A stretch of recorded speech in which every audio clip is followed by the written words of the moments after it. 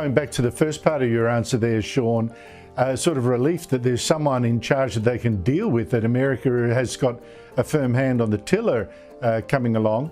But it's also, you know, the first time he was there, you would remember this very well. For instance, the famous photograph of the then Chancellor of Germany, Angela Merkel, leaning over him like he was a recalcitrant student, giving a lecture, all these other leaders joining her.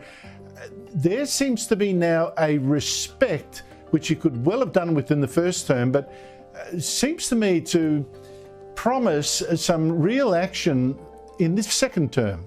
I would clear your calendar for the afternoon of January 20th. Donald Trump is coming back to office with a vengeance. He's had 4 years to understand the people, the process, and the policies that are going to drive the next 4 years.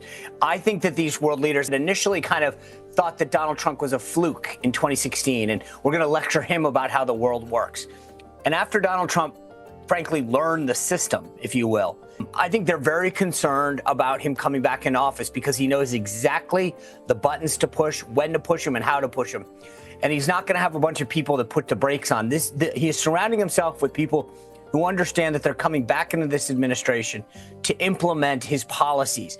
And I think, like it frightens some of the folks in the left in this country, I think for some of these world leaders, especially NATO countries that have been getting away with not paying their obligations under the Article 5 treaties that they've obliged themselves to, they're worried that Donald Trump is going to enact stiff penalties off the bat in various ways, whether it's trade or other means. And I think that they know that they want to curry favor as quick as possible. He's not kidding this time around. He knows he's got 4 years, and he's going to play with every second that he's got. But there's one thing, though.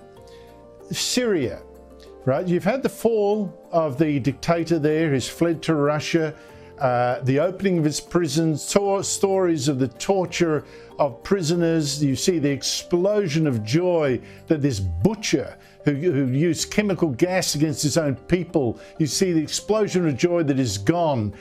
I reckon this creates a problem for Tulsi Gabbard, who is Donald Trump's nominee for Director of National Intelligence. She has in the past suggested that, Syria is not an enemy of America, suggested she even wasn't sure that the dictator Bashar al-Assad was a war criminal. As I have said before, if there is evidence that he has committed war crimes, he should be prosecuted as such. But you're not sure now? Everything that I have said requires that we take action based on evidence. Given these statements of hers, does that make her a problem for Donald Trump? Her nomination, will it go through the Senate, given that she seems to have been so wrong on Syria?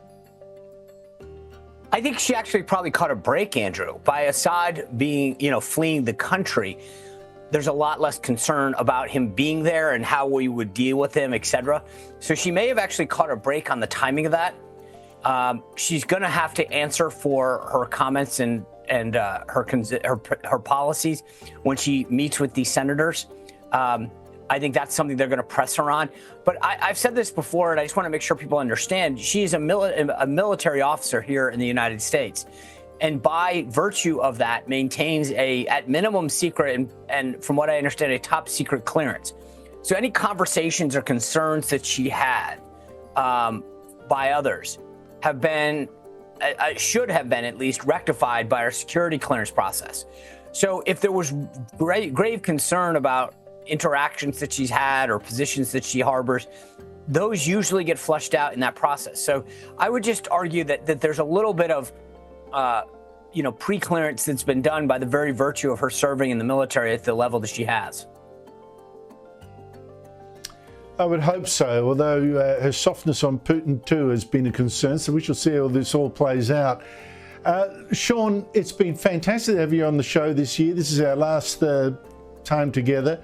I really appreciate the insights you've brought, and what a ride it's been with this election of Donald Trump. So thank you so much for all you've done for us, for the viewers, and good luck to you with have a happy Christmas and New Year. I will. Thank you. You too as well. It's always a pleasure to be with you and the folks at Sky.